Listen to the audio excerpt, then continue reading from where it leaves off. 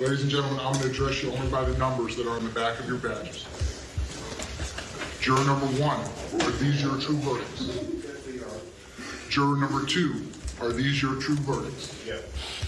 Juror number 4, are these your true verdicts? Yes. Juror number 5, are these your true verdicts? Yes. Juror number 6, are these your true verdicts? Juror number 7, are these your true verdicts? Yes.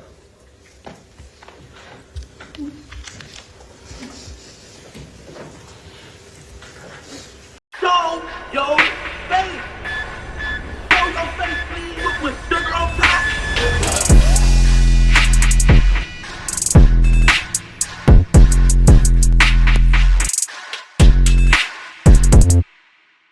Hey, what's up, y'all? Y'all know my slogan. I don't know it all,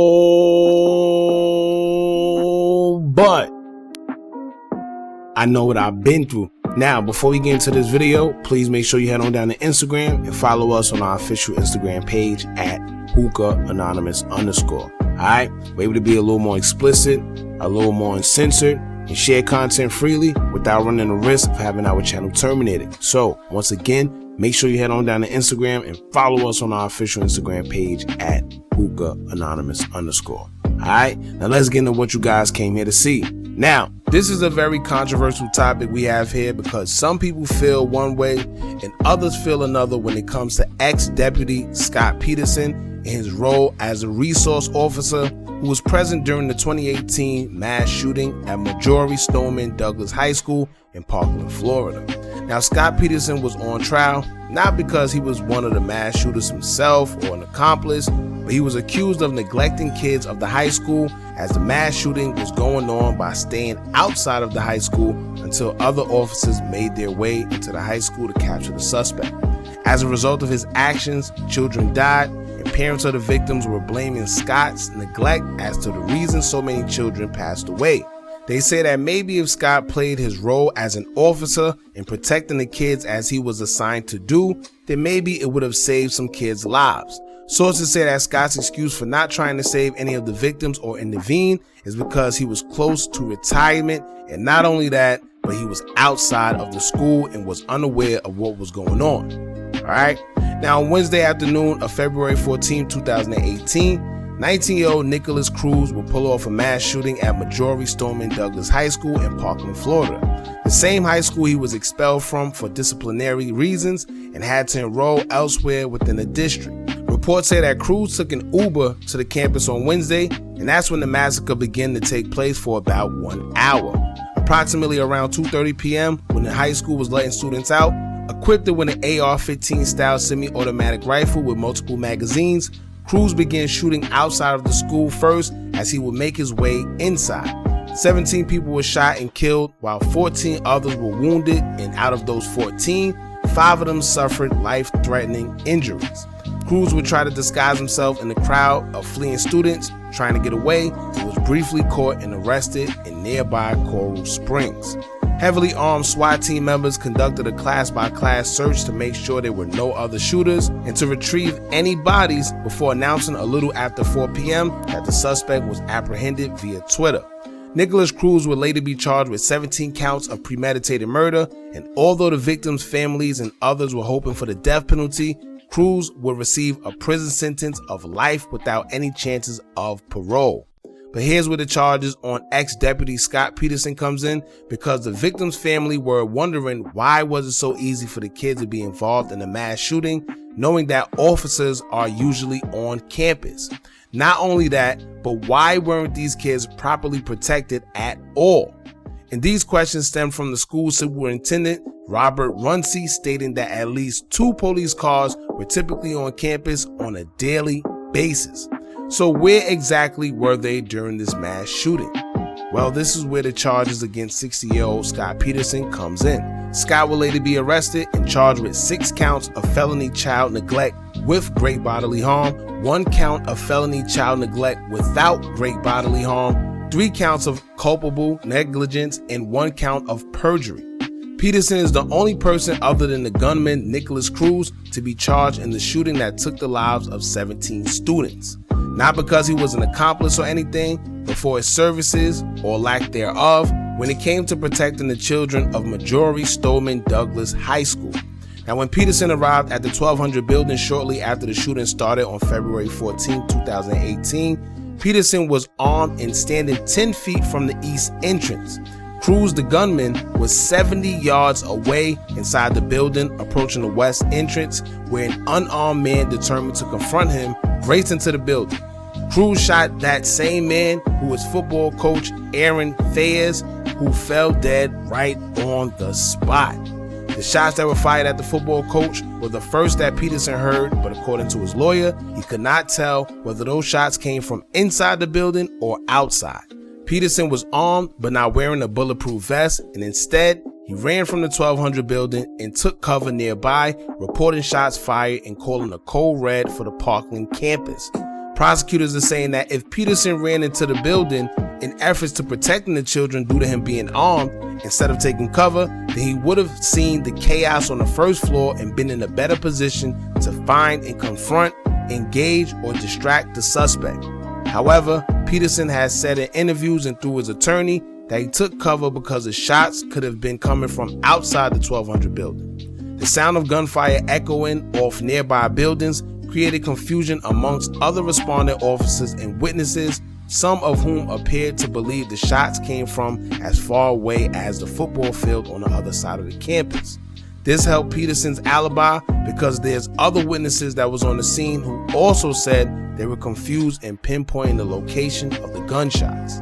Scot Peterson faced a perjury charge for telling investigators afterwards that he didn't see students fleeing the 1200 building and that he heard only 2 or 3 gunshots after arriving at the scene, while other witnesses said they heard more. The state claimed the evidence showed both statements were untrue. The child neglect charges allege that Peterson allowed harm to come to the teachers and children on the 3rd floor of the building. By the time Peterson arrived outside the 1200 building, the damage on the 1st floor was considered done, so no charges were associated with the deaths or injuries that took place there. No one was killed or injured on the 2nd floor, so no charges were brought for that floor, only the 3rd. The next argument was that Peterson is also the first law enforcement officer charged with child neglect as a caregiver, which is a role that legally applies to parents, babysitters, and teachers typically, not police officers, which was the defense attorney's argument. But prosecutors say he was a caregiver in a sense because he was the school resource officer who was assigned specifically to protect the students of the Parkland High School. So if he's not considered a caregiver, then what is he? At the end of the day, his job was to protect, and he had the opportunity to do so, but he didn't. Now, Scot Peterson has been in jail for 4.5 years. Since 2018, it was granted a trial that ended today. Deliberations in his trial began late Monday and ran through Tuesday and Wednesday before resuming today, Thursday morning. The jury signaled just before 3 p.m. Thursday that they have reached their decision, not guilty. After the trial ended, Peterson said, quote, "It was a massacre on February 14th, and the only person to blame is that monster," referring to Nicholas Cruz. Also, after the trial, the defense attorney has something to say, as they would say, quote, "We are extremely pleased with the outcome today. It's not just a victory for Scott, but it's a victory for every law enforcement officer in the country. How dare prosecutors try to second guess police officers?" Now, of course, defense attorneys will be pleased with the outcome. However, a parent by the name of Fred Guttenberg, whose 14-year-old daughter Jamie was one of those who was shot on the 3rd floor of the 1200 building. Fred had words after the verdict saying, quote, "Scot Peterson, to celebrate this just shows what a despicable human being you are. My daughter is dead because you did nothing." Then, of course, Twitter users will react in typical form, but the one that stuck out the most to me came from a tweet by a user named David Hogg that said, quote, "Remember, even when there are cops on campus, doesn't mean they will do a damn thing, and when they don't, the system does nothing. The cop in Parkland, like those in Uvalde, wasn't a good guy with a gun, he was a coward with a gun. F. Scot Peterson."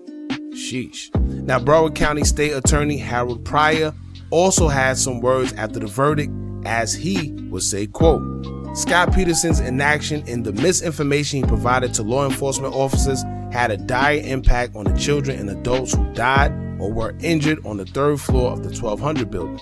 he stood by, leaving an unrestricted killer to spend 4 minutes and 15 seconds wandering the halls at leisure, firing close to 70 rounds and killing or injuring 10 of the 34 children and educators who bore the brunt of the massacre.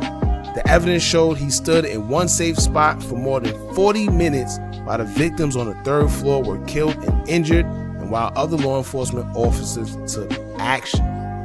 Now, it's crazy because when you put it like that, it does sound crazy. Those are pretty much the real analytics, the real statistics of, the situation.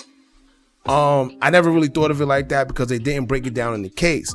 But when you see it like that he stayed in one spot for 40 minutes to pretty much cover himself, it does sound crazy, I must admit. Then the fact of him lying, the perjury part about him lying and the information that he gave, that's a little suspect right there. But I'm assuming that the fact that he did 4.5 years, I guess that's what they're saying, justifies the perjury part. But I feel that all ties into one. If you lied about one thing, what makes you think that you're not lying about the next? You see what I'm saying? That's how perjury usually works. Usually once you caught lying to law enforcement, you're automatically guilty. But I'm assuming, being that he was a former or ex-deputy, they're having a little more leniency on him. Who knows? Now, Scot Peterson has also been named in numerous lawsuits filed by the families of the victims and chastised publicly by everyone from former Broward Sheriff Scott Israel to former President Donald Trump, who all label him a coward who failed to do his job. When it comes to my personal feelings, I too believe that Scott's job was to protect those kids, being that he was the officer on campus, and I feel that he could have did more to prevent the shooting from becoming a mass shooting. However, I am aware how us humans can think. All right. And let's be logical here. I don't know too many people that know a shooter is equipped with an AR-15 style rifle and will still try to go against them and attempt to save someone else's life if they're already out of harm's way. That's just me being logical. That's me being real. All right. Their first instinct would be to protect themselves. But the fact still remains that Scot Peterson was an officer whose job is to protect as long as they're on duty. Simple. All right, so like I said, it's very conflicting. That's why it's a very controversial topic in which I want to know what you guys think. Some believe that Scott isn't at fault, and some feel that Scott could have did more in protecting them kids, in which some of them would have, pretty much still been here today if he would have stepped up. So y'all let us know what y'all think, man. Don't forget to like, comment, share, and subscribe. Hit that bell so you're notified every time we drop new content. And remember, as long as you keep on watching, I'm going to keep on dropping. I'm out.